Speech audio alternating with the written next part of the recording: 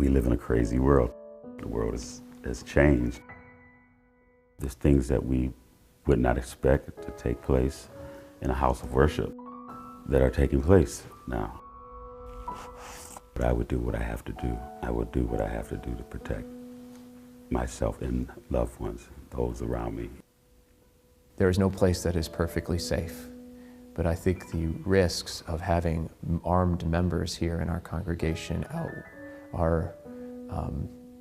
too high. And, you know, I just don't believe that the response to guns is more guns.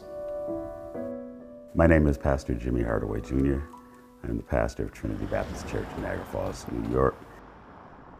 People have been carrying in church forever, as far as I know, since I was a kid.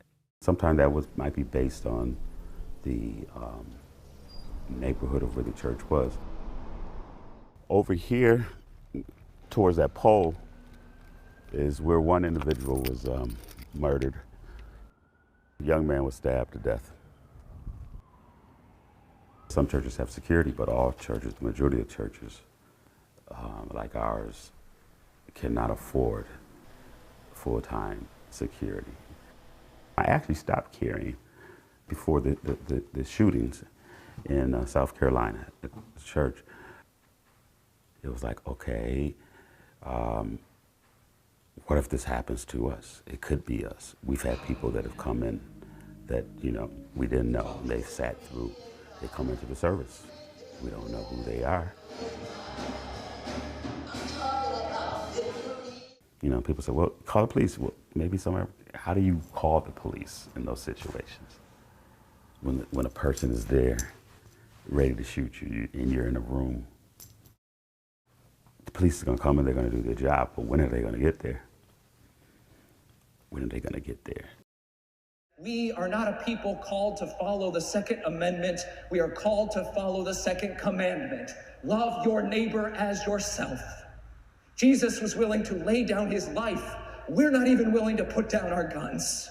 My name is Stephen Cady, and I am the senior minister at Asbury First United Methodist Church.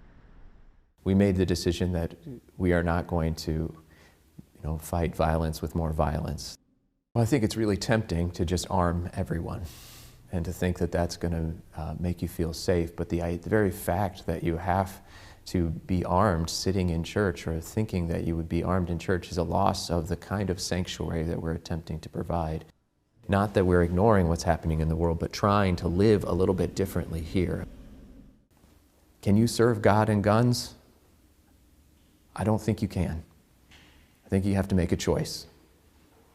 Guns are about death. God is about life. And I know which one I want to choose. I think we've made a false idol of guns in our country and to our detriment. And I recognize that it is too often people of faith who have been at the center of that. Save us, Lord, save us. We need you. And the truth is, we need him. Don't we need him? Don't we need him? We need him every day, every hour. We don't need guns on our streets. We don't need people carrying guns in our subways. We don't need people carrying guns in our schools. We don't need people carrying guns in our places of worship. Our state took it a little further than what it should be. Here we are now. We've filed suit. We had a stay.